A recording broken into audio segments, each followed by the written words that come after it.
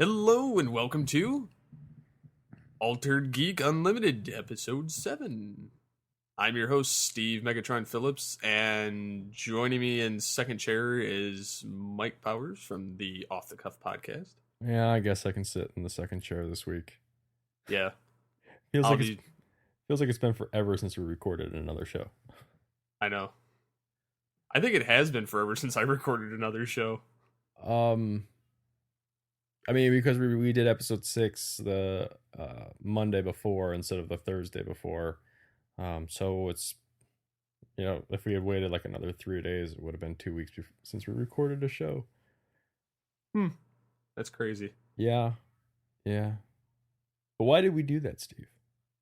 Because I went on vacation to Florida, Orlando, Walt Disney World. How'd that go? It was fun. The airport parts were a pain in the rear, mostly because of having to go through the ordeal of carrying around a massive amount of luggage, and this time around a child. Okay, because I was gonna ask, not to get into airport politics or anything like that. I was wondering if it was, when my wife and I went on our honeymoon, it was a breeze, but it was just the two of us with one carry-on each, and we didn't have we checked bags and we still had our carry-on, but everything worked out. The only time we were worried is when we got to Hawaii and we were waiting for our luggage. It was like, is it here? Is it coming? I think is it? I mean, and it showed up. Before we didn't. It's not like we had to drop it off to us at our hotel or anything. It felt like it was taking a long time for it to pop up in the machine. But yeah, that was what I was wondering, if it was just an amount of luggage, or if it was like you're traveling with a child. Yeah, we had his car seat, his stroller. We had 3 carry-on bags. We had 2 suitcases and baggage claim. And then on the return trip, we had an additional bag of crap that we had to get because our bag went overweight. So luckily, my wife had bought another bag while we were out in Florida, so we were able to move some of overage into that bag. So it was kind of it was not fun, to say the least. And then I got stranded at the airport on the way home. Once I hit back in Flint, my wife's friend had a car just enough size to fit all of the stuff and us in it, but she brought her boyfriend, so there wasn't enough room for the final piece of the luggage and my own ass to sit in the vehicle. So they had to drop off everything at home and come back and get me. Was this Tuesday? Yes. I was gonna say, you should have just called me. It wasn't a big deal because it was only like 20 minutes from where I live, but I was like, okay, I'm just gonna sit here, I guess, for the next like half hour, 40 minutes, and. Well, yeah, I mean, it's 20 minutes away from your house, but they've got to drive 20 minutes there and then 20 minutes back, plus whatever took them to unload stuff. So probably. Well, they literally unlocked the door and just threw the stuff in the door. Like, it was it was hilarious because I come in the house and it's all like right in front of the door. Man, so, I get that. You get off the plane after a long flight and you just want to be done. Like, so. And then to make matters worse, it was like 11 o'clock at night by the time we got home. And then I still had to put away some stuff because most of my electronics were all in this one backpack that I was carrying the entire time. And I had to work 4 hours later to go do one job. And then I have an hour gap between that job and my main job. So I was like, I'm tired. But the trip. But Disney World, land. Oh yeah, the trip was great though. We got to see 9 Disney characters, and this time of year is actually the best time to go because the longest you wait, I think, is 20 minutes to get on a ride. Oh, nice. And most of the time, you can just pretty much get off it and go right back on it. Did you do that? Yes. Okay. Well, that some rides my son can ride, so we did baby swap because Ah, my in-laws went with us, and they would basically we'd have one person stay off, and then three of us would go on a ride, or two of us depending, and then um, no sooner come back out and do the baby swap, which is like a fast pass, so it was kind of nice. okay. That's cool. But 5 days was entirely too long Too to be long? walking around the parks. Uh, My legs yeah. are still sore. I don't know. We didn't do, I mean, when we were in Hawaii, we went around, but there wasn't a whole lot of walking. I mean, just normal walking if we went to the beach or something like that, but fun. I actually like Yes, flying. Um, I would rather fly than drive. so Driving is evil. see, I I've driven the farthest I've driven is like farthest I've driven east is to Delaware, and the farthest I've driven west is to Iowa. But I've been in a car to Colorado. Um, I don't have a problem with long distance trips. Hmm. I like the idea of um I love driving. Uh like and gas prices don't really deter me from driving. Um Okay, I will cut back other places in order for me to make sure that I can drive when I want to drive. Uh makes sense. I remember um funny story, I've been rereading my live journal. I was one of those guys. I had a live journal, 10 years ago. I had Um, one too. I just closed it down like 6 months ago. well, what's really interesting about it, right? Is we had the whole Batman casting, and everyone saying Ben Affleck was like really bad at it, and some people shot back with, "Let's judge you with something that you did 10 years ago," right? Mm-hmm. And it just so happens that I started my live journal almost 10 years ago. I started it in like February of 2000. I started in February of 2003. So I just recently decided to go back and just read all my entries and stuff like that. And I was kind of the same guy. Like I would post entries about movies and video games and stuff for my friends to see.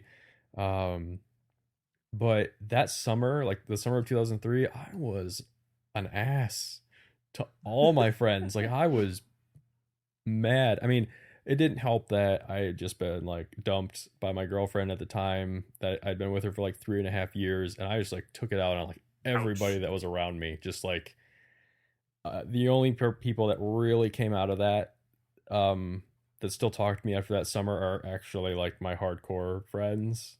Um, but I went back and I read it, and there were a lot of journal entries in there about me like driving around, just trying to, clear my head and stuff like that. And I remember there's one entry where I got a new car, and traded in my car. I had a Ford Tempo. Mm-hmm. I traded that in for a slightly newer car, and I had put in the 2 years I had the Tempo, I put 80,000 miles on the car, Jeez. and I changed the oil twice. Wow. Now, okay, I know that's bad. My dad is, he's been around cars since he was like, I don't know, he could walk basically. Um, he's kind of the classic GM story where you start in this small town, and then you work at the dealership, and then you work as like the parts guy, and you work your way up. Now he sells like engines and transmissions for GM.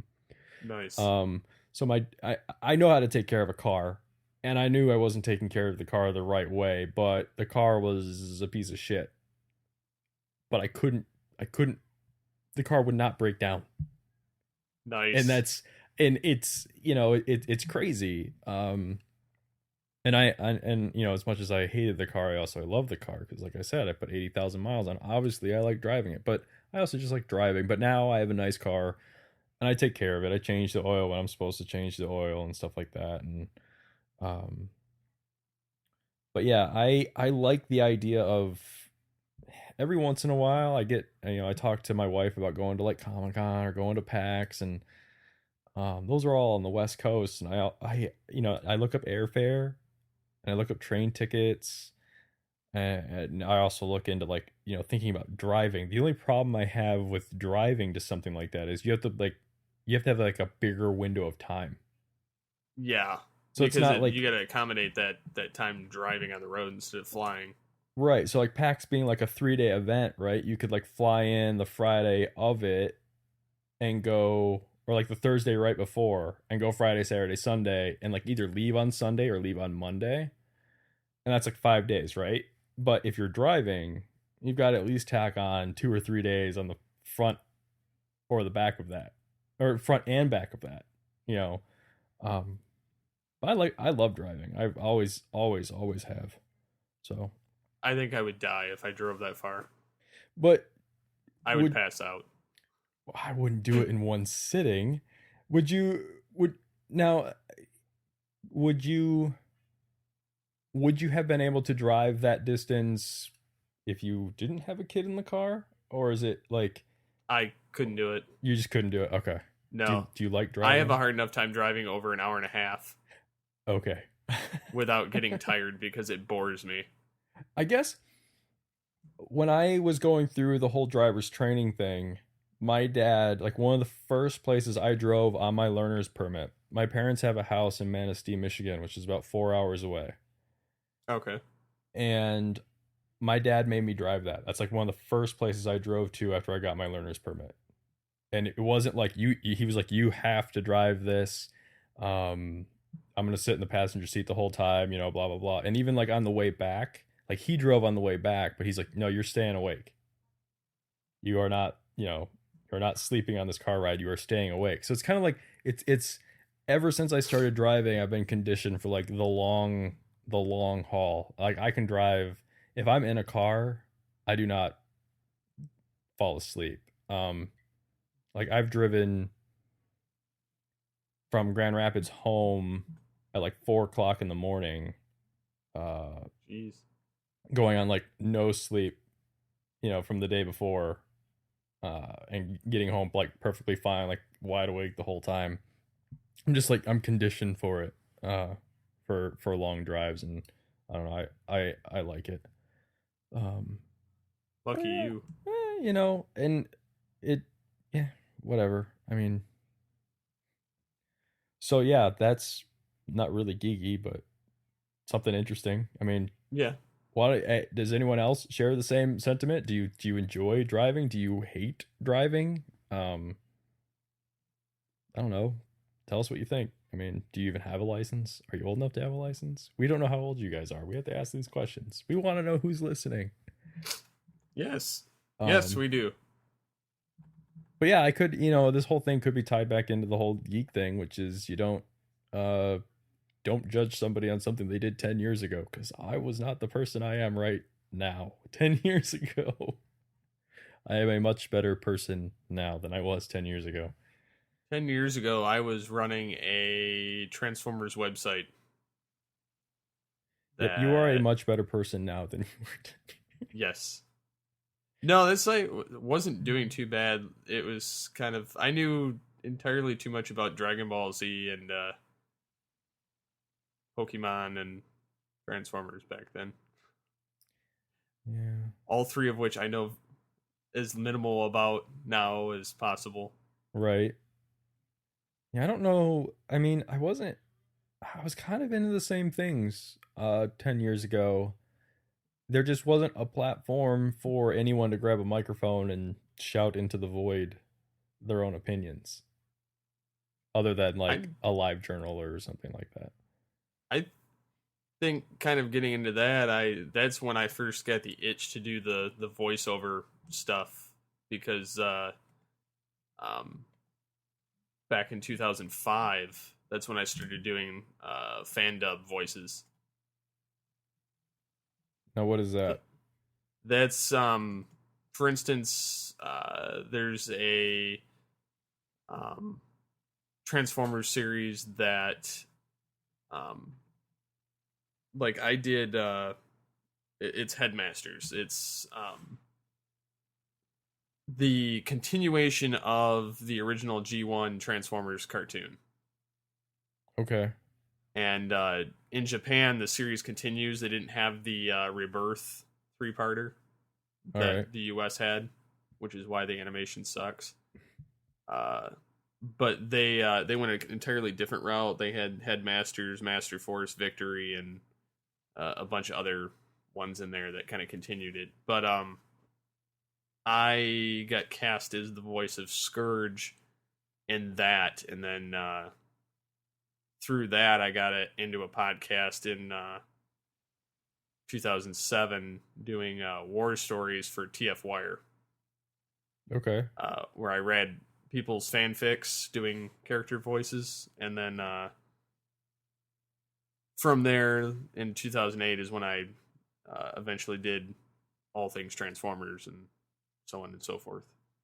But All right. Um, anything else we want to mention just off the top before we do the reader feedback? Do you want to do reader feedback, or do we yeah, want to we'll do like do. news stuff? I guess we can touch light news and then go reader feedback. Whichever one you want. Host away. I think we'll do news. Sounds good to me. So, yeah, get it pulled up here. I found this kind of interesting earlier in the week. It was posted 3 days ago, but it says, and then there were four, which references DC Comics as far as the new 52, and as I told you off air, it says the original DC New 52 publications, only Aquaman, All-Star Western, Batman, Batman and Robin, The Flash, and Wonder Woman have retained the creative teams that launched the titles in September 2011. Basically, four creative teams. The rest of them have all jumped ship over to Marvel. It sounds to me like people don't have much faith in DC at this point. Not only for the fact that they can't seem to get their film franchise figured out. Yeah, I think that's got to be part of it here. I think that's going to be a major part of it. And then I think a lot of the problem is with the new 52, they've managed to still pluck elements of the pre-new 52 and put it right back into sequence. You don't say. Yeah. But yeah, I have come to the conclusion that I'm done with comics for a while, because not only is it an expensive habit, but the stories are just not pulling me at this point. Yeah, I get that. So, and I actually sold a big chunk of my new 52 because I just didn't care for them anymore. I bought them out of I had cash, so I was like, let's pick this up and read it. Let's pick this up and read it. And then I was like, these suck. So I was like, these are the ones I'm getting rid of. Yeah, I have a closet. I have like a long box in my closet that I'm thinking about going through and possibly bringing some of them to the next geek sale to try and like offload. The problem is I don't know anything about the value of them, and I wouldn't want anything less than cover. And I'm not entirely sure I want to give any of them up. They're just in there. They're away. I haven't touched them in like years. But yeah, comics is expensive. Oh, I know, especially at $3.99. Some of them are $2.99, but most of them are $3.99 a pop now. I mean, but it's weird though. I sit here, I think about the idea of collecting comics, and like, it's like you said, it's like $3.99 a pop. And but I am willing to spend, 20, 40, $60 on a game, and that's not a problem. But It's there's replay value in a game. That's true, but a lot of games I play like once through and I'm done. Very few, like I know like a lot of developers have put in like, multiplayer and stuff like that, but I'm like, your game didn't need multiplayer and I'm never gonna touch it. Like, there's like Tomb Raider, the latest Tomb Raider, which is an awesome game, and you have an Xbox, so I can let you borrow it because you should play Okay. it. Awesome game. They put multiplayer in it.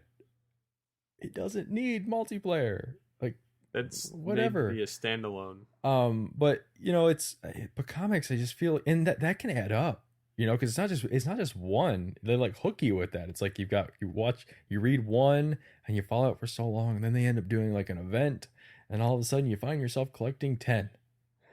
Well, and not only the events cause you to do that, but it's the fact that all the different lines cross over with parts of the story. So if you don't collect all of them, you're kind of in the dark in some aspect, Yeah, so $4 very quickly becomes $40, which I and find annoying. I mean, man, I would rather spend $40 on a video game, than I would. Well, I think about the not only even if you consider that you don't play it again after you beat it, how many hours of entertainment are you going to get from spending that $40 overspending, or $60 overspending that $4 or $5 for a comic?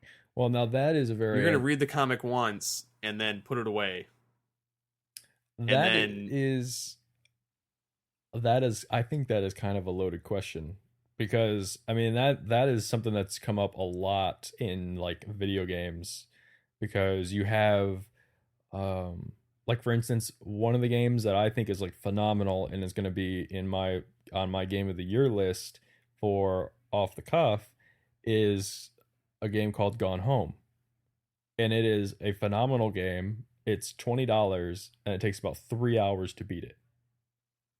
okay. But it is phenomenal. Now I have trouble getting my friends to commit $20 to a 3 hour game. Like, and I didn't have a problem. I was like, I'd never played it. I heard a couple of other podcasts talk about it, and they were like hyping it up, and I was like, okay, you know what? It's $20. I'm gonna see what this is, and it blew me away.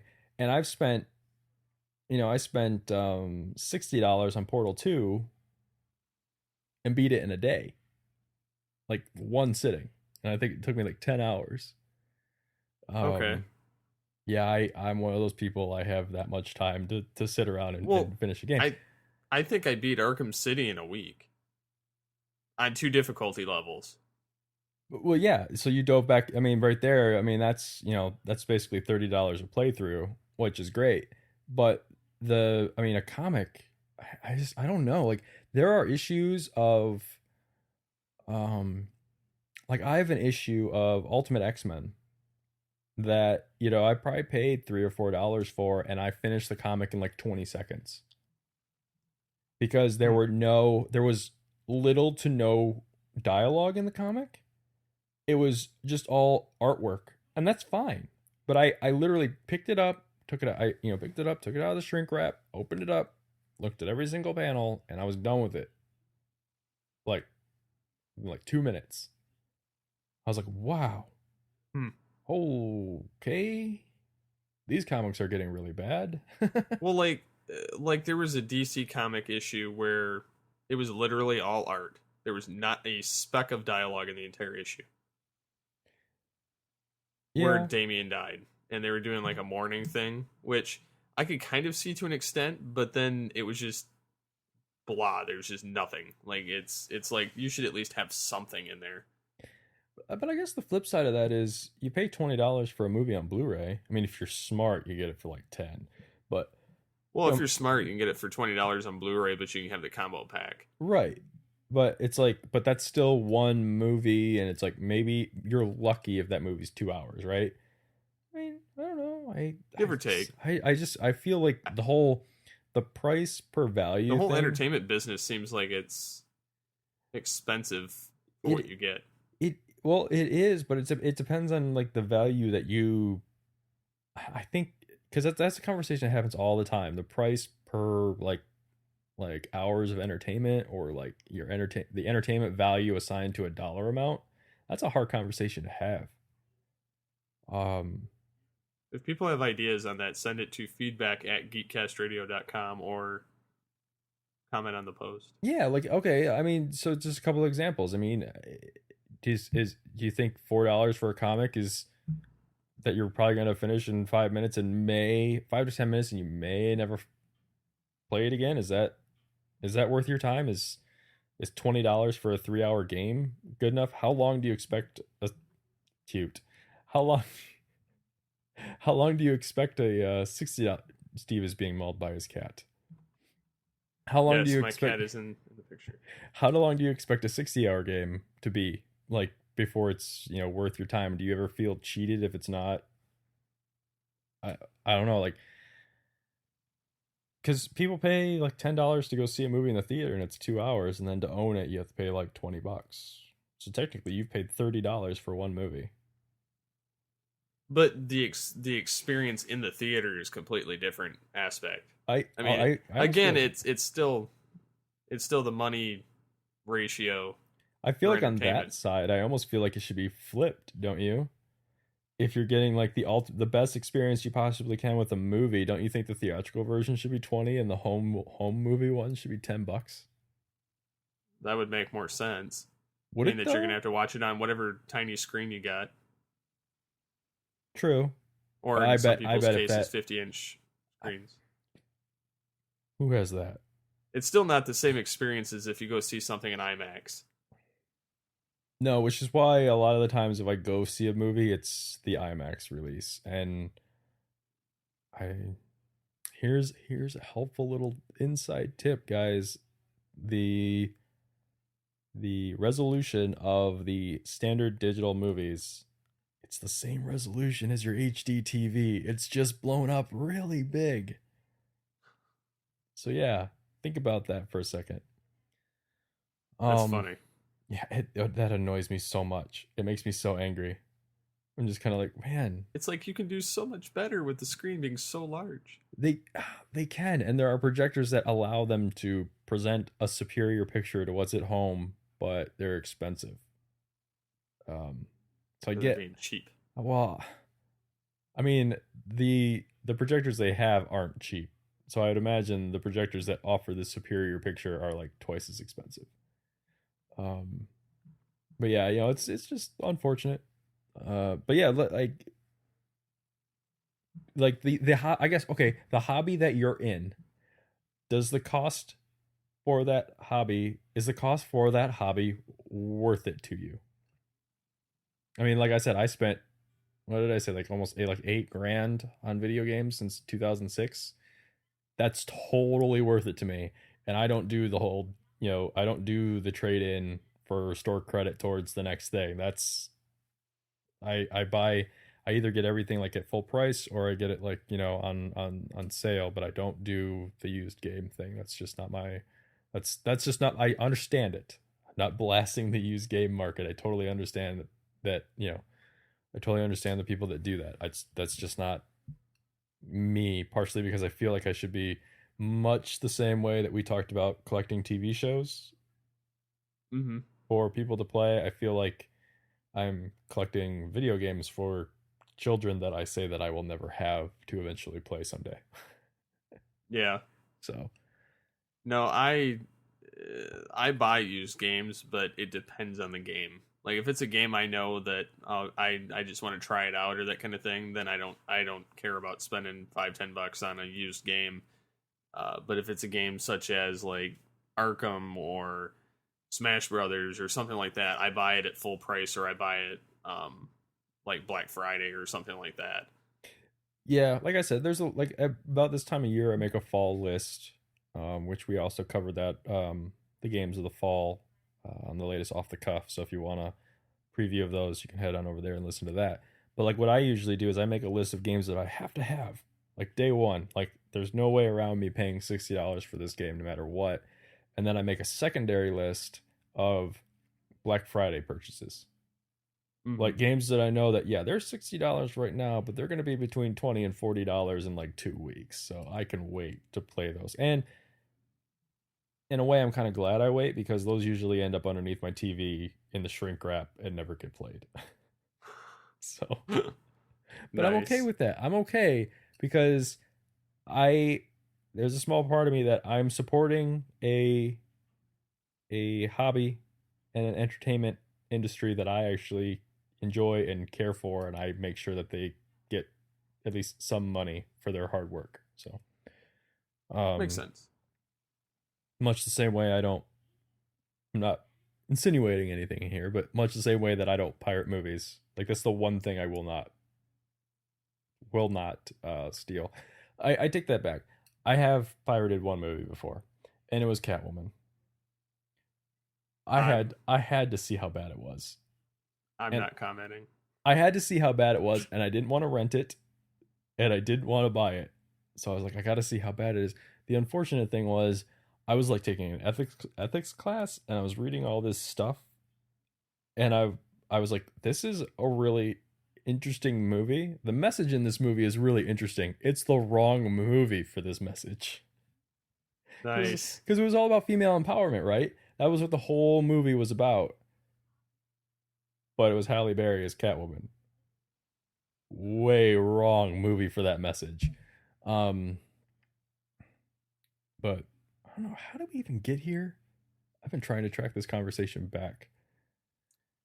I, Anyone that's as lost as we are, we it apologize. It started off with comics. the DC train wreck. It did. It did. So yeah. So I think we've dabbled in this one long enough. I think we should move on. Well, let's go real quick. Bring it right back around to the DC thing. I think what's happening here is Warner Brothers' failure to get the DC movies off the ground and Marvel's ability to capitalize on their properties theatrically is driving sales for Marvel, and sales are declining for DC, or is something else going on that we're not being told about? Or is it DC doing something really bad? Like, I'm wondering if they're changing. I wonder if it has. It's one of those spiraling things, like when they fired Gail Simone, and then they kind of rehired her back almost immediately because the fan base and I think people are leaving voluntarily before DC says, we're going to give you the shaft. I think it's a creative control thing that the higher ups are like, oh no, we want you to do this, and they're like, no, I don't really want to. So it's just crumbling from within inside. Okay. I think they're killing themselves. It should come as no surprise to anybody. I think I've mentioned it on here before. I am not a fan of the DC comics. I love their movies. I'm a fan within reason, but I'm starting to look the other way. All right. Let's see. Switching gears, I think you had some like little movie tidbits. I've got some things here. Pirates of the Caribbean 5 has been delayed. I think this is smart. It's not clear whether or not it's like a production delay, like it's just going to be like a late start. Mm-hmm. But I feel like they're doing this because if anyone's looked at the releases for 2015, that is going to be a bloodbath. Yeah. You have Star Wars Episode 7. You have, which is Disney. Yeah, you've got Batman versus Superman. You have Avengers 2. You have Jurassic World. You have one Pixar movie, which I can't remember the name of right now. That's just those are big movies in and of themselves. I think I think Pirates of the Caribbean will be shot and done the way that it's supposed to be, but I think they're going to wait, given how Brockheimer's movies have been received. Which is smart. So that it doesn't just get slaughtered in the summer, that summer. Like, I think I don't know if they're gonna make it all of a sudden make it like a November movie, or if they'll just hold it over to 2016. But I think the delay is just PR for saying we're not gonna step into that bloodbath with a franchise that may or may not make us money. Yeah. Well, I mean, Disney already has. I mean, they're competing against themselves essentially if they put Pirates in there because they own the Avengers and Star Wars. Yeah, and Star Wars. So I mean, that's two different subsidiary companies still, but it's still all three would be Disney films killing themselves. So it's kind of stupid too. Actually, great segue here because I think we might. I don't know. I feel like we should get off the movie stuff. Which I think we will. It'll really help when hint tease that M. Wire is going to be taking over a lot of it. Yeah. Well, I did drop another little story in there about, all the movies that are coming out in 2015. We have a title for Jurassic Park 4, which is Jurassic World. Um, so It's almost like Transformers 4: Age of Extinction, the Dinobots. I'm excited for Transformers 4. I didn't like the second one. We've talked about this. I didn't like the second Yes. one, but I like the first and the third one. I'm kind of done with it, but I've heard from multiple podcasts it could have double meaning. And the other thing is, if you've noticed, every Transformers film since the first one, they give away a lot about the film just by the title that they add onto it. Mm-hmm. Transformers 2: Revenge of the Fallen, Transformers 3: Dark of the Moon, Transformers 4: Age of Extinction. I mean, it's just they kind of give away what the major plot point is of every film in the title, like uh, more than I think they should. Yeah. I don't know. I mean, I'll see it. It's kind of like what we talked about last week with the Marvel movies kind of being, or the comic movies in general being just, ugh. Like, what? Let's just go into the comments. Yeah, I think we should do that. That's a great segue right there, actually. I was actually I was going to segue into, because I think this is another 2015 movie. Um, Jason Ritter wanted to know what we thought about Ant-Man. And I think Ant-Man is the other 2015 Marvel movie right now. I think so. Um, cool. I mean, I heard that they showed off a test reel at the last Comic-Con, which apparently nobody has seen. Um, Hmm. and I really want to see, because they said it was like really fast action where he got like really big and then really tiny, and like he like got really big and punched a guy, and then like it was like there was a whole lot of motion going on, and it looked really cool, but nobody's seen it.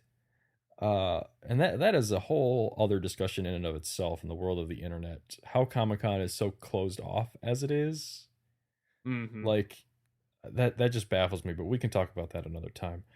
The I I know that Ant-Man is a wife beater, but I know they're not going to put that in a movie. Especially being owned by Disney. It's kind of they'll skirt around it the way that they skirt around Tony Stark's alcoholism. Yeah. Um, it'll like there'll be like subtle little things here, like It'll be a footnote. you won't outright see him beat the crap out of Wasp. Um, but and I wonder if we'll hear about Pym particles at some time, because that's a thing. I don't know if you know that, being a DC guy and not really a Marvel guy, but I don't know about these kind of secondary type characters very much. I call him a secondary character because I'm unfamiliar with him. He's not like I mean, even Hawkeye is more of a primary over Ant-Man is as he far as I can see. is he that because he made it to screen first? That could be. Okay. And I'm basing it solely on what I've seen because again, I'm not very familiar with Marvel. I do know some X-Men stuff, some Spider-Man, some because I have had Spider-Man comics in the past. I've had little experience with many of the others. I have read some Iron Man. So I mean, it's not it's not that I try and say anything against any of them. I'm very unfamiliar with them, so I couldn't really make an informed decision on Ant-Man or any of these other kind of secondary, tertiary characters. I think if you want to get just like an abridged look at the, and I could get yelled at here in the comments, maybe, hopefully. If you want like an abridged look at the Marvel universe, I highly recommend the Ultimate line of comics. Okay. I have all of them, and I can give them to you. And I have a reading list. So like, because it's like the Ultimate line is Ultimate Spider-Man, Ultimate Fantastic Four, Ultimate X-Men, and then the Ultimates, which are the Avengers. But they're kind of what DC was supposed to do with what I thought DC was going to do with All-Star, with their All-Star lineup. Okay. They basically removed they took the writers out of the constraints of continuity baggage. Okay. So the ultimate line exists in its own, it's its own universe that has no ties to, well, I take that back, but I don't want to get into it right now. It's its own universe, and it's all the same characters that you know, but it's like a slightly different spin on them here or there. And they do eventually like kind of retell some of the classic stories. Like Dark Phoenix is kind of retold there. Carnage shows up in Ultimate Spider-Man, but there's a nice little twist on that. And it's because it's only like 4 books. They're all really tightly knit together. Okay. Um, like for instance in Ultimate X-Men there's an issue where like the first couple pages of it are Wolverine gets a phone call from Nick Fury and then he disappears and he's Oh, gone for like 4 or 6 issues or something like that. But at the same time they released Ultimate Wolverine versus the Hulk, and that is where Wolverine went. And as soon as he's done with that, when he was finished with that run, that's when he shows back up in the Ultimate X-Men. So it wasn't huh. like he was in 2 books at once. It was they actually Makes removed him. sense. They removed him from the book and wrote his little side story about what he was doing, what the phone call from Nick Fury was for, and then they brought Nice. him back into the. And so it's nice. It's full of all that stuff, and there's definitely like there's a beginning, and there's an end, but then it keeps going and it gets bad. So there's a beginning and an end, and it's really good. It's written, a lot of it is written by Mark Millar and Okay. Brian Bendis. Brian Michael Bendis. Yeah. Yep. So yeah, it's really good. And as far as like an abridged look at the Marvel characters and who they are, that is probably like the best way to catch up with it. Because I know there's like, sounds daunting to say this, but there's only like 100 issues of Ultimate Spider-Man, Okay. and it ran the longest out of all of them. Okay. So like they launched the Ultimate Universe with Ultimate Spider-Man, and the Ultimates. But I think there's only like 18 issues of the Ultimates in the whole thing. Um, so but yeah, it's really good. It's really interesting, and that's where a lot of these cinematic characters have come from. Is from the Ultimate line. Which is why they're more cohesive than some of the other Yeah, and like type of comic films. there's even like in jokes, like, well, they're not, they're kind of in jokes now. They weren't, they weren't really at the time. Like I think Marvel wrote this, like they started the Ultimate line as a way of like telling Hollywood how they would make their movies. Like they Nick Fury is literally designed off of Samuel L. Jackson. There is a line where they are the Ultimates are sitting, the Ultimates being the Avengers are sitting around talking about who they would cast as them if a movie was made about them. And That's funny. Robert Downey Jr. is brought up as Tony Stark, and Samuel L. Jackson is brought up as Nick Fury. And these were written before the films. Yes. That's hilarious. So it's really cool, and there's a really funny scene involving the Hulk and Freddie Prinze Jr. That's all I'll say about that. Hmm. But no, if it, like that's where it's a really good place to start, and I can get that for you, so you can get like the abridged version of it. But that's how I know Ant-Man is from the Ultimates, where he's like the wife beater and the, kind of has like a drug problem and he's crazy. Um, but that's not who it's gonna be. As far as who I'd like to see play him, the only name I've heard tossed around is wow. Scotty. Thank you. What is his Simon name? Pegg. Thank you. Simon Pegg. I've been talking for way too long tonight. Yeah. Played I played a dice and paper role playing game over the internet for like 2.5 hours before we sat down to record. Oh, nice. So yeah, I've been talking nonstop, so my tongue is getting tired. Yeah. Um, I'd have no thought about it other than what you're saying. right. Jason Ritter But had another interesting thing. and just finish up his comments. Yeah. He would like to see an adult Deadpool cartoon show. With the guy that voiced him in his video game, who that is Nolan North, played the voice of Deadpool in the video game. He Nolan does a North, lot of video game work. yes. In fact, there's a really funny joke in Saints Row 4 when you're creating your character. You can pick between 3 different male voices, 3 different female voices, and the last option is Nolan North. That's awesome. Um, I would like to see a Deadpool anything. Especially after seeing like Deadpool in the Ultimate Spider-Man cartoon. It doesn't even need to be like an adult Deadpool cartoon show. I just want to see a Deadpool show. So, I think that would be great. I think it would be cool. I mean, I'd give it a shot and watch it. All right. You want to do the meat and potatoes? The rest of the comments? The questions? Yeah. Well, we asked in the previous episode from Plato Lament the questions, what are your all-time favorite movies? Which we did get a lot of feedback on the site, on the episode post and the forum. All of them ranging to different degrees between like Rambo's or Fast and the Furious or films such as like Godfather, Terminator, Halloween. I mean, they're all over the place between everybody, which is great. Kind of mentioning them.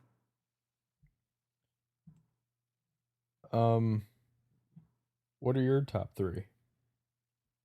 See, for me, it's kind of a tough one because the films that I like are partially nostalgic, but partially because I really enjoy them and can still watch them. Are you just trying to skirt around the issue that they're not all comic book movies, Steve? Yes. Okay. And we can get into that after this these 3 questions, but no comic book movie is in my all-time favorite film list. I would probably put Back to the Future in my top 3. 1 or 2, or just the whole thing? The whole thing, just because I like each film for different reasons. I can't stand the third one, but go on. Well, the third one, it took me a long time to actually get used to the concept of it, and I understand it now.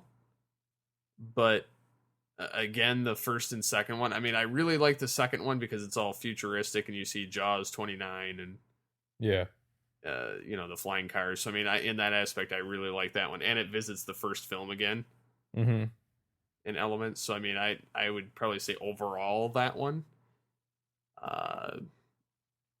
And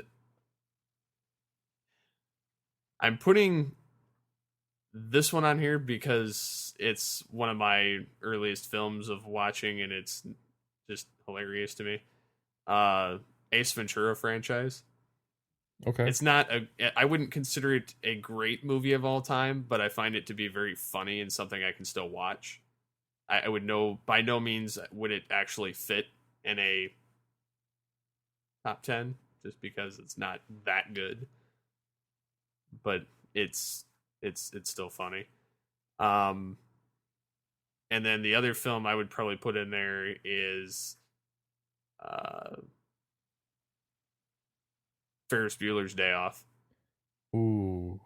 Because that breaks the fourth wall. Yeah.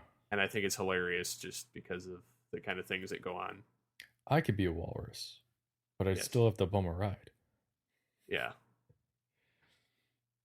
Number 1 is always a no-brainer to me, because anytime someone walks up to me and says, "What is your favorite movie?" I instantly reply with American Beauty. I don't know what it is. I just think the acting in that movie and the cinematography, the whole everything about it is just on. I can't. But it's weird because it's one of the movies, like, I own it on DVD, but I have not been able to bring myself to buy it on Blu-ray. Hmm. Um, Mainly because I don't feel like it's a movie that would benefit from Blu-ray. But I could be completely wrong. I mean, right now the DVD is in a box in my garage. It's not like something I watch on a regular basis, but I love that movie so much, and my wife hates it, which is probably another reason why I don't buy it on Blu-ray because I would never watch it on Blu-ray.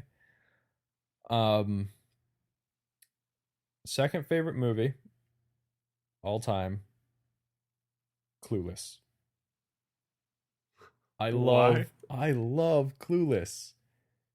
There's something so it's just great. I like all the lines. I like Paul Rudd's character. I think Alicia Silverstone in it is great. Um, it's very quotable. It's Hmm. um I I don't know. And it could be because I grew up with two sisters. I mean, I would not have watched this movie on my own. But growing up with two sisters, it was on in the house, and you have like sit down with your siblings and you watch a movie, and that was one of them. And eventually, somewhere along the lines, like my cousin and I both like watched it, and it was still funny. Um, and that's one movie that I do own on Blu-ray. And it's one of the things that I watch and I can quote it from beginning to end. I don't even know what it is. I just find it funny. It's even funnier now when everyone whips out like the giant cell phones and like the pagers, and it's got Donald Faison, Turk from Scrubs, is Mm. in it. So I can't. It's hard to find someone in there that I don't like. Um, what's even funnier about it is, have you ever watched the show Supergatory on I've ABC? seen it. Okay. The dad is from Clueless.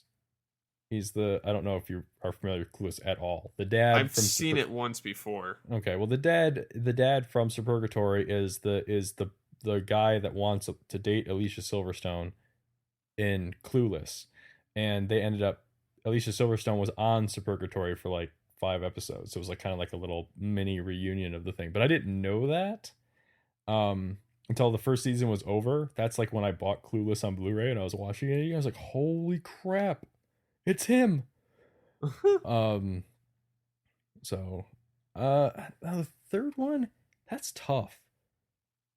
Um, for some reason, just sitting here thinking about Ghostbusters is the movie that comes to mind because Huh. it's also infinitely quotable. But Yeah. your Ferris Bueller was a good one too. Um, I don't really, I don't know. I not the only thing like I said, the only thing other movie I can think of right now, sitting here having this conversation is Ghostbusters. So I might as well just go with that one. I mean, there's can't go wrong with Ghostbusters on a list. So No. Uh, um, the next yeah. question is, what got you into geek culture? Let's see. Um, well, dang it. Oh, Thomas Blake. Sorry. Thomas Blake says it was the Spider-Man 67 series. The Spider-Man 90s series. I don't really remember the 67 series. Was that like the Super Friends with like Firestar and Iceman? No, that was the like 70s or 80s one. I think that one was the one that went Spider-Man, Spider-Man. Okay. The 90s one, I mean, I don't know a kid that didn't at least watch a little bit of the 90s Spider-Man.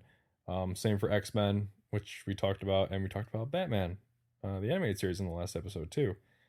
Um, I never watched Dragon Ball Z or Sailor Moon, but you said earlier that you used to do the I Dragon was Ball thing. heavy into Dragon Ball Z. I had a Dragon Ball Z website after my first Transformers website and before I went back to Transformers. I knew everything. It was disgusting how much I knew. Like all the Um, characters are named after vegetables let's or see here. instruments. Uh, I'm trying to find. Was he the only one that responded with what got him into geek I'm culture? On the forum there were more, Okay. uh, which I didn't post in there. Like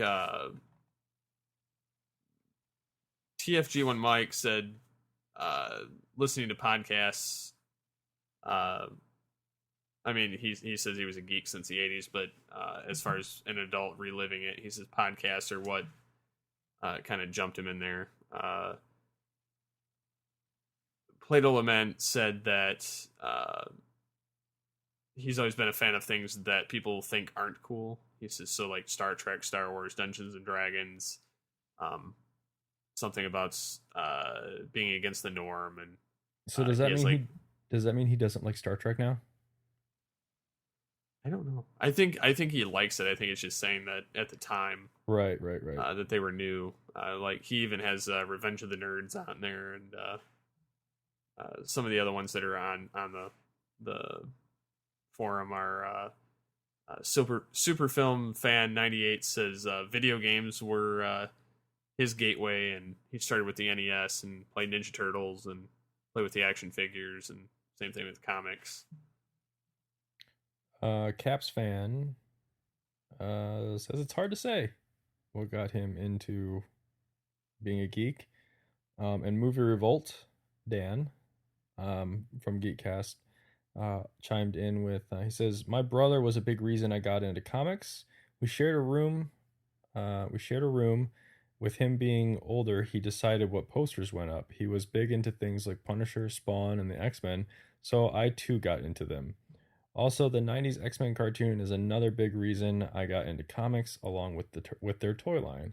Most of my comic knowledge came from reading the back of the toy packages. Didn't start reading comics until later in life. Um don't feel bad about that being your start into comics, Dan. Because if you listen to my origins episode on the pull bag, I got into the Marvel stuff with the trading cards. Um yes. So, uh, Steve, how did you get into geek culture? I there were two there were actually multiple defining moments. Uh, my family grew up watching Star Trek in the '60s. My mom and my dad. So Star Trek has always been one of those staples in my family in the as early as I can remember. And then because, like I said, I've seen every Trek film in theater since Generations. And the other two things I would say is the first film I ever saw in the theater was Batman the Animated Series, Mask of the Phantasm. Wow, you are young. Yeah. That was the very first film I ever saw in the theater, and I went with my dad. And then how I got into comics was actually from my dad taking me up to uh, before they were Rite Aids. Uh, they were Perry drugstores around here, and Okay. he'd take me up there, and like the Little Professor bookstores too, and I would get Batman comics, and I had a few X-Men, and uh, that's pretty much how I started out. Very dark comics for a kid, but still. Right. I had like Detective Comics before the Nightfall, and then I got the Batman the Animated Series ones, and of course the animated series on TV is what also spawned mine. But Man. See, I remember getting packages um from my grandmother when I lived in Maryland. I remember my grandparents sending me packages filled with Star Wars toys. Like the Millennium Falcon and the action figures and like the B-Wing, the X-Wing. Um I think I don't know if I saw Return of the Jedi in a theater. When I think about like the earliest time I remember seeing something in the theater, it was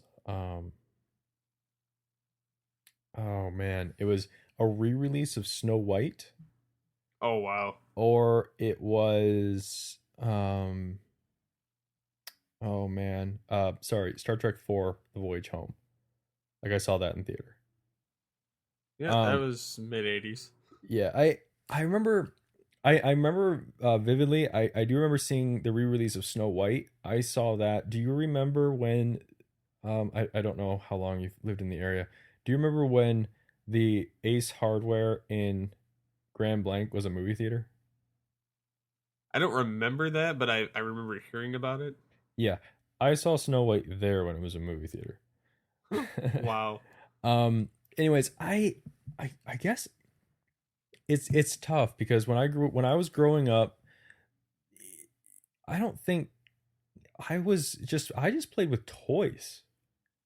I don't think there was like a I think I think really the differentiation came from kind of came when I hit middle school, when all of a sudden there were like people that played sports and people that still played with the toys.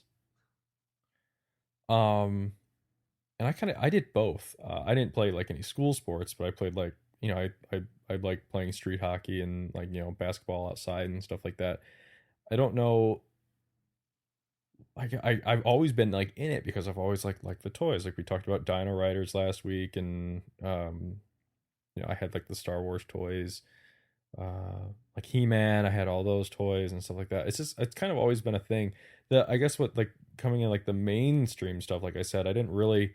My dad bought me like a whole set from a guy that he worked with at work. He bought me a whole set of the Marvel Series 1 and Series 2 trading cards like in the early 90s. Hmm. Because I remember I was saying that I wanted them because all of a sudden all the kids at school were trading them. And I thought they were really cool. My dad went and got like a whole set for me. I wasn't allowed to trade any of them because I had a whole set, but I just always been in it. There was no like start because I just kind of crawled out of the toys. Um, I maybe the first time I touched a computer would actually might be the moment that I became a geek, because then I started like um I remember my friend and I trying to make a Daily Bugle newspaper in Microsoft like Paint. Works. No, Oh, Microsoft Microsoft Works. Works. Yeah. Nice. And we're like writing up fake news articles about Spider-Man and just trying to figure out how to get like the 50 cents thing to stick up at the top and all this. We were trying to make a really detailed Daily Bugle on Microsoft Work. Maybe that was like the first time I like tripped over into the whole geek side of things, right? Where I just took something too far. Nice. Um, and I I think I think I identify more as a tech geek than anything else because like I said, I've just always been a part of everything else. It wasn't until like we got a so my defining moment as a geek is the first time I was ever able to be around a computer, and so I'm more of a tech geek, I guess. We've had a computer since '94.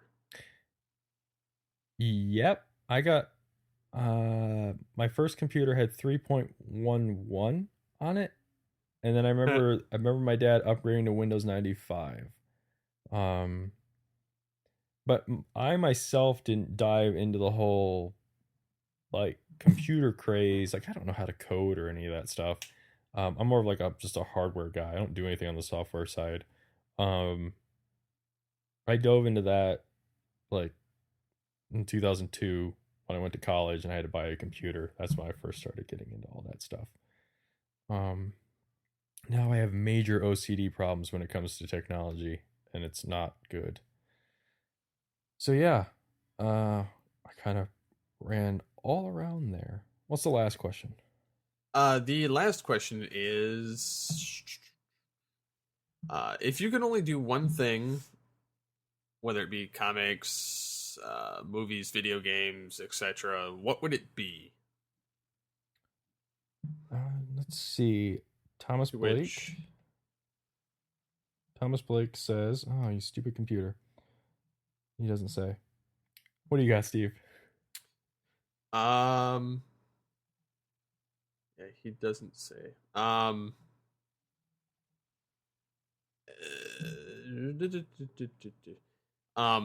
Movie Revolt, of course, puts that's easy. Movies, of course. Uh, TFG1 Mike says no answer. Uh, Super Film Fan 98 says comics brought me in, movies got me to stay.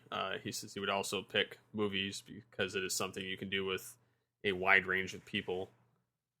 Uh, and Caps Fan says video games. Plato's Lament also says if he could only do one thing, he'd pick comics because they have the best use of storytelling. I get That's that. They're digestible. yes. Um, and they don't have to cram everything into like 2 hours or 45 minutes. No, they can take however long they need to. Yep. Huh. Well, for me, it's video games. I love them. I don't know. I'll give anything a shot, really. What about you? For me, it would have to be uh kind of a almost a tie between movies and TV shows, but at this point it would kind of depend because I'd almost rather watch TV shows depending on what they are, Right. which could include cartoons too. I mean, that's but still uh I would have to say TV shows in general would be where I would stay. All right.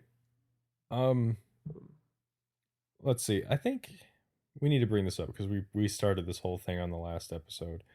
We brought up the idea that maybe the Marvel movies are done, or comic movies in general are tired and out, and people had some things to say about that.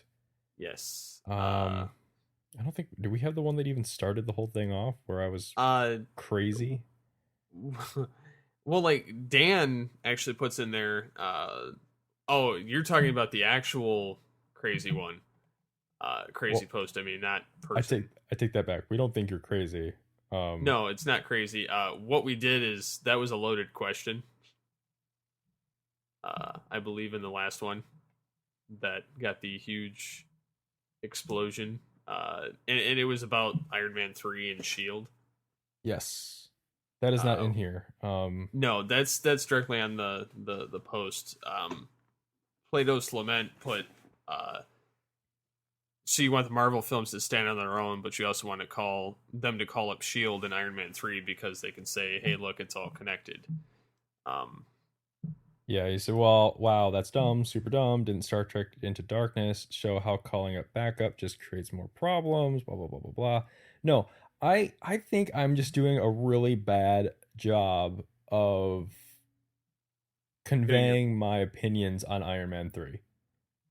Um, I I don't it's even more want or to go less into the it again. option was there of saying something. It wasn't necessarily that they had to actually use that option. I mean, not only that, if you look at Phase 1, Shield is in every movie. Yeah, And in the first movie for Phase 2, they are absent. And yes, Shield had a small present. I mean, the presence in Iron Man 3 could have been just as tiny as a phone call or just a message on a machine that Tony checks when the Iron Man armor comes back online. Like just something, like um but that's I want the movies to stand on their own. Like I think the Dark Knight trilogy might be the best way to look at this, right? I can sit down and watch any one of those three movies by itself, but they're better because of like what came before them. yeah. In the world that was built, but I can still watch every single one of them on their own. I don't know, maybe I just hold the Marvel movies to a higher standard because I want them to be I want that. I want that continuity. And that's what they're striving for, and I just want it that much more, I guess. I don't know. But I do a very bad job of explaining it. And it was a loaded question about about the whole thing. Uh Um, yeah, you bit hard on that one, man. yeah. But please, please, please, please, we love your questions. We love your comments. So don't take it, you know. Um Connor Murphy still thinks that the Marvel movies have a lot of potential. Um, Thor is either or for me. I'll see it, not super excited. Similar to those who have also replied, Guardians of the Galaxy is my most anticipated. Not to mention James Spader as Ultron is intriguing. I think this is kind of what we were getting at, right? Thor is just kind of there. Yeah, it's like they kind of are focusing their efforts elsewhere, and they're still going to release the movie. So they're like, it's here, but And honestly, I was having a conversation with some friends about this. I think it's just because I mean, yes, we all knew that Avengers 2 was coming. That wasn't a question. But I think that the Batman Superman announcement and the Avengers 2 just getting a title like now, I think just killed it. It like in my it was too much for me. Like they could have waited until next Comic-Con to announce the title for Avengers 2, and they could have waited until next Comic-Con to come out with, their Batman Superman stuff. I yeah, mean, it's almost too early. they could have said yes, we're recasting Batman. It's Ben Affleck. And then next Comic-Con been like, boom, get Henry Cavill and Ben Affleck on the same stage and been like, Batman Superman is happening. That is Man of Steel 2. But I feel like doing it this year, like at this time, I just crushed the entire thing. It just killed it. Like literally the straw that broke the camel's back for me. Because it's like you're announcing movies that I want to see, but they're not coming for 2 years, and now I really don't care about the other ones. But as like a true guy that likes the movies, I'm gonna see all of them. It's not up for debate. I will see all of them. It's just it crushed it. Like I'm not excited anymore. Um, how do you feel I about it? Are you? I mean, I mean, I think that they have potential. I just think that they're kind of losing sight of their focus at this point. They're too busy guard. trying to crank out films rather than trying to make them all make sense. If they don't look any worse than Thor and Captain America, awesome. I don't think visually you can make movies that look worse than those. No. Like I don't think. Let me take that back. You can make movies that look worse than those ones. I don't think Marvel can make movies that look worse than those ones. Yeah. Um, But I don't care anyway. I won't see Thor 2 just because I don't care, and Guardians of the Galaxy I have no interest in. So, and Ultron ultimately not familiar with him, so it makes no difference to me either way. well, I don't think it's gonna Go for the matter if film. you're. I don't think it's gonna matter if you're familiar with him or not because I They're changing his origin anyway. It's basically exactly. Jarvis, isn't it? I don't. That's like what a lot of people are thinking it's going to be. But if it was going to be Jarvis, why wouldn't you just get Paul Bettany? Yeah. Um, I swear. Oh, you know what? No, I don't want it to be Jarvis because I, if Joss makes Ultron Jarvis, that's just like him taking the Danger Room and Astonishing X-Men and making it an actual like sentient walking Sentinel around room. android. Like it was a full on like walking around thing. I I think that's what they're trying to do because they're trying to say that it's going to be Tony Stark's fault. that's fine. Oh my god, I can't stand that man. I cannot stand Joss Whedon. He ruins what he touches. Other than the fact he's, bringing uh Firefly what's was his face good. back to Shield. I still have Firefly. I still have Firefly. Sean Alteria disagrees with us though. He says he is still excited for the upcoming Marvel movies. Thor is such an underrated character. There is so much to his lore that interests me. Guardian sounds interesting, or sounds different and amazing. I can't wait for a trailer for Cap 2 and Edgar Wright doing an Ant-Man movie. Need I say more? Regarding Edgar Wright doing anything, no, you don't have to say any more than that. Um, I am interested in seeing Captain America 2 because I've heard it likened to the movie Raid, The Raid, which is supposedly like an amazing action movie. Um, so would like to see that. But you brought up Agents of Shield. Yes. Um, Ryan Cox 20 um asked us right before we started recording. Do you see Agents of Shield being a good tie-in to the Marvel Cinematic Universe, and how long can a series like that last?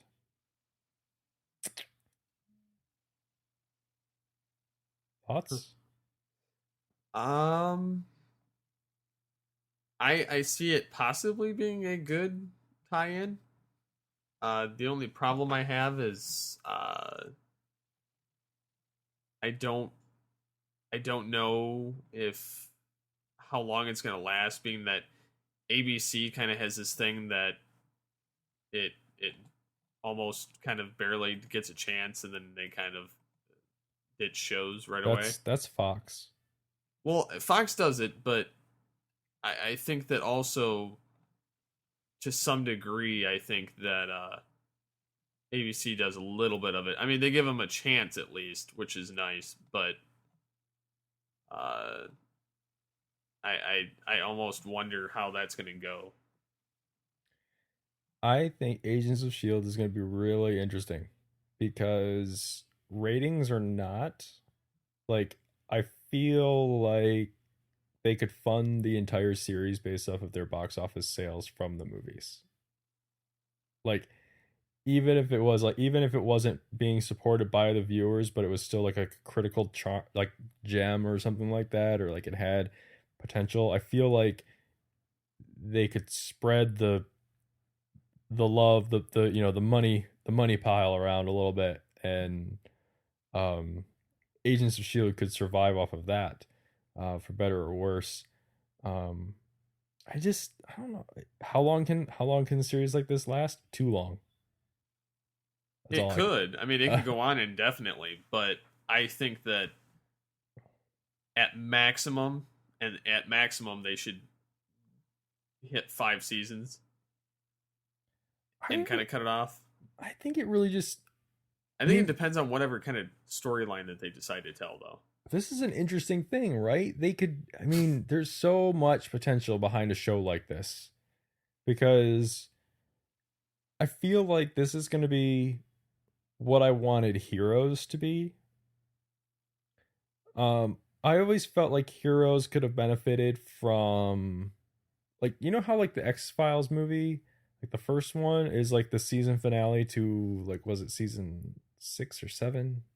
Mm-hmm. Like, I feel like every time I watched Heroes and they came to the season finale and it was always such a letdown, I felt like it was that series that really could have benefited from like the season finale being like a theatrical movie. Like, Yeah. you watch like the first 20 episodes on TV, the special effects are kind of so, and then you you release the movie, like the theatrical movie comes out, the weekend that the whatever, the TV show ends or whatever, and boom, there's your spectacular blowout. Everyone's having, big fights and stuff. Like, I felt like that could have been that, and it never was. Obviously, it was always a Yeah. letdown, kind of like Smallville was always a letdown. um it's like, a bad prom date. It's like The um Ordinary Family ended up turning out too. And I feel like Agents of S.H.I.E.L.D. could finally do that. Like, if they introduce characters in Agents of S.H.I.E.L.D. and they get sent up to the movies, or you get that cameo that comes down, or maybe they even do what I just said about about Heroes. Maybe stuff that's like that's in the first season of Agents of S.H.I.E.L.D., maybe it culminates into the events of Avengers 2, or it culminates into the events of Captain America, since that's coming out at about the time that this is supposed to end. Yeah. Um, who knows? There's so much potential in a show like this that it could easily be the best thing ever or the worst thing ever. So Again, still hard to say. yeah, and Steve is yawning, so I think maybe we Well, should wrap this up. no, that's I took a Benadryl. Oh, that does that to me too. It's more so due to the fact that my allergies are flared up, and I'm like, I gotta be able to breathe. Ah, It's like kind of doing that to me. Um, but no, yeah, I could kind of see all that. Um, but uh, also in there, Dan says something about uh, risking sounding like a snob, but I don't really get excited about comic book movies anymore. Saying he suffers from superhero fatigue, meaning he'll see them, but he doesn't clamor for them like he used to.